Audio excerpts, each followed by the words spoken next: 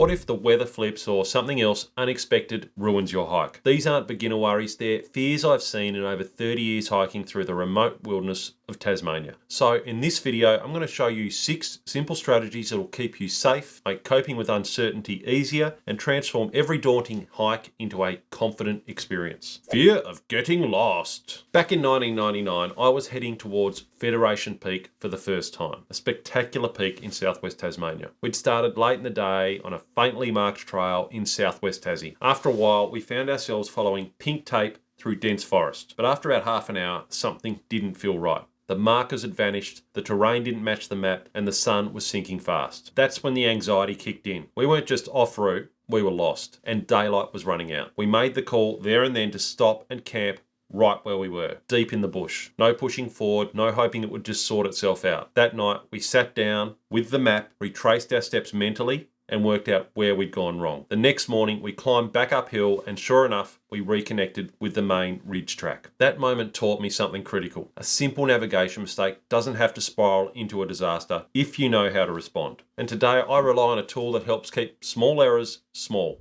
It's called the STOP framework that I've developed, and it's part of the broader system I teach in my multi-day hiking course. You've got your S for stop. Stop walking, just pause, don't keep moving, hoping it'll sort itself out. Sit down, breathe, remove momentum. T is for think. Ask yourself, when was I last absolutely sure of where I was? What direction was I heading in? What changed? O is for observe. Look carefully at your surroundings. Terrain, sun position, water sources, ridges, slope. Compare it to your map. Use your compass if you have to. And then the P, well, that's for plan. Make a calm, deliberate choice. Backtrack, hold position, try a bearing, make the decision once you're clear, not when you're panicking. The biggest trap is rushing. It's easy to let uncertainty push you into poor decisions. But if you stop early, think clearly, and trust your system, you stay in control. And I'll tell you, nothing beats the sense of relief when you see that track again the next morning. Not just because you're back on the route, but because you handled it. That confidence builds trip after trip. But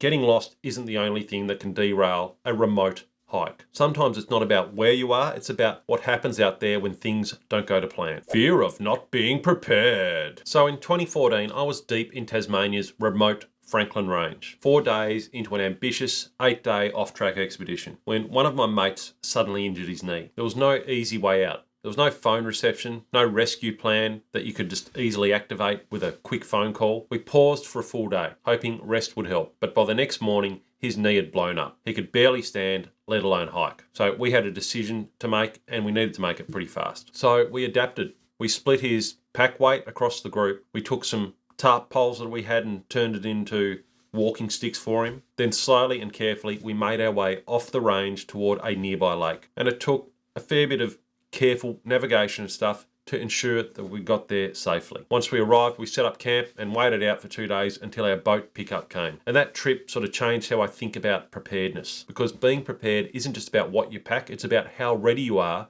to respond when things go wrong. And here's how you can build true resilience into your hikes. Start with deep research. Know the terrain, know your water sources, understand the weather windows, and have an exit plan, not just a route. Pack for flexibility. Choose gear that's light and functional, a proper shelter, a first aid kit, and the tools to improvise. Design the trip for adaptation. Don't lock yourself into rigid plans. Build in options, camp spots, alternate tracks, margin in your timing. Allow for an extra day if needed. Because when the unexpected happens, and it will, it's not your gear list that'll save you, it's how well you've built the system around it. But even with the best systems in place, there's a more personal fear that creeps in, especially on longer trips. Fear of being uncomfortable. Now, on the second to last day of a 2-week traverse through, again, Tasmania's rugged western and eastern Arthur Ranges, we were completely spent. Technically, it was summer, but we'd been hit with snow, rain, and biting wind almost every single day of the trip. That afternoon, we made the call to push hard toward our pickup spot. The rivers were rising,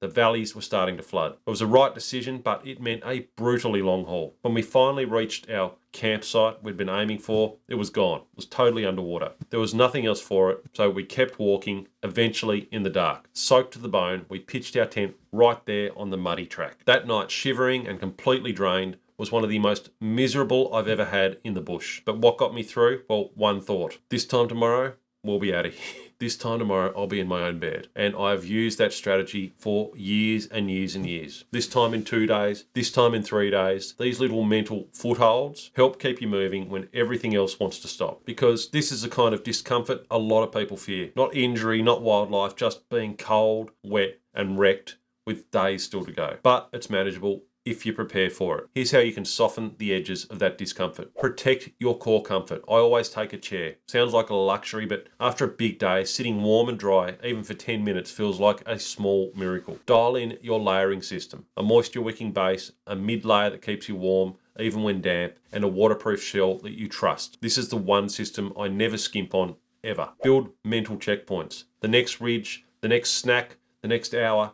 Breaking each day into little chunks helps you stay present and makes discomfort easier to carry. You can't eliminate it all, but you can reduce the suffering. And when you stop expecting the wilderness just to feel easy, you start realizing just how much you're capable of enduring. But sometimes it's not the discomfort that breaks people, it's the disorientation, that creeping sense of, where am I? When the trail vanishes or the fog rolls in. Fear of navigating off track or in poor conditions. Now, twice now, I've had my phone die on me mid-hike, right when I needed it most. One time stands out. We were deep in off-track terrain, caught in a total whiteout. Visibility had dropped to almost zero. I reached my phone to check our position on the map and it was dead. No GPS, no digital map, just dense fog, fading light, and that rising tension in your chest when you realise you're on your own. But fortunately, I had something a little more reliable. A paper map, a laminated paper map, and a compass, and the skills to use them. We stayed calm, found our position, adjusted course, and slowly worked our way back to safety. It was a clear reminder. Technology can and will fail, and out there, you can't outsource good decisions to battery life. This fear, getting disoriented in poor visibility or off-track conditions, is one of the most common I hear from people who are ready to take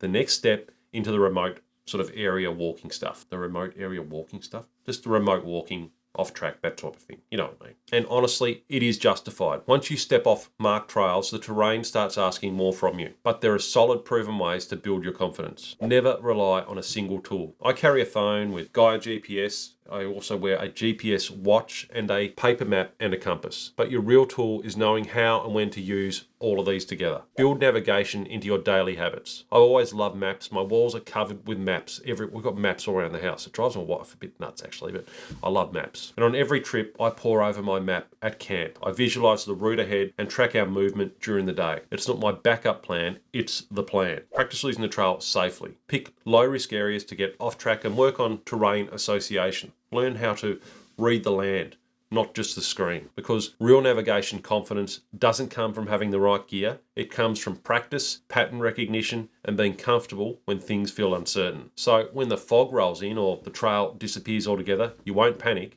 You'll pause, you'll orient, and you'll move forward with purpose. But even when you know where you're going, there's another kind of uncertainty that can creep in. That quiet voice asking, am I the one holding the group back? Fear of being the weak link in a group. Now, you've probably all felt it, even if we rarely admit it out loud. That quiet nagging fear that you'll be the one slowing everyone down, making mistakes, or forcing the group to change plans. I've been there too. A few years back, I was heading out on a tough 4-day track hike through dense, scrubby wilderness in Tasmania. We had an early start, challenging terrain, and a committed route. But about 45 minutes into the drive to our start point, my stomach dropped and I realised I'd left my gaiters behind. At the finish line where we were finishing the walk, I'd left my gaiters there. It was too late to turn back now. I spent the entire trip pushing through thick scrub without gaiters, twigs, leaves, dirt, and grit constantly poured into my boots. I had to stop repeatedly to empty them. And while the rest of the crew patiently waited, or just kept moving ahead, it definitely slowed the group down. But I'll admit it had its silver lining too.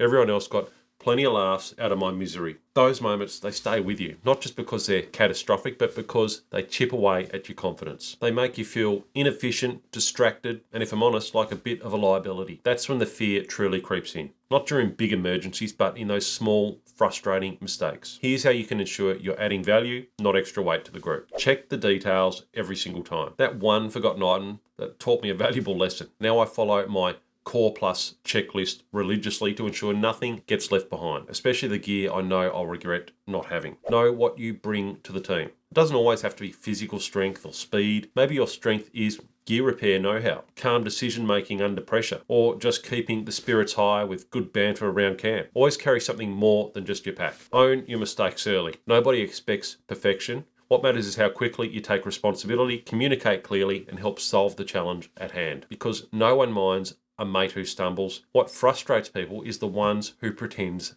they didn't. And sometimes what we're really afraid of isn't slowing down the group, it's not being strong enough to keep up in the first place. Fear of not being fit enough. Fitness is a funny thing. It doesn't show itself in the first hour of a hike, it reveals itself on like day 5 when it's pouring rain, your gear is soaked, and you are staring down another 600 metres of relentless elevation. I learned this lesson the hard way on a brutal 2-week traverse of that Eastern and Western Arthur Range in Tasmania. Like I said, it was summer, but we got hammered by snow, rain and wind. I felt underprepared physically from day 1, and by the end, well, my knees were completely shot with patellofemoral syndrome. It took months of rehab to fully recover, but that painful experience changed everything for me. Now I train specifically for each hike. I climb stairs with my pack on, I do targeted hill sessions, I strengthen my knees and ankles deliberately, methodically, and the payoff, well, I no longer dread big climbs. I can actually enjoy the experience rather than just having to survive it. Here's how you can get trail ready even if you're short on time. Train with your actual pack weight.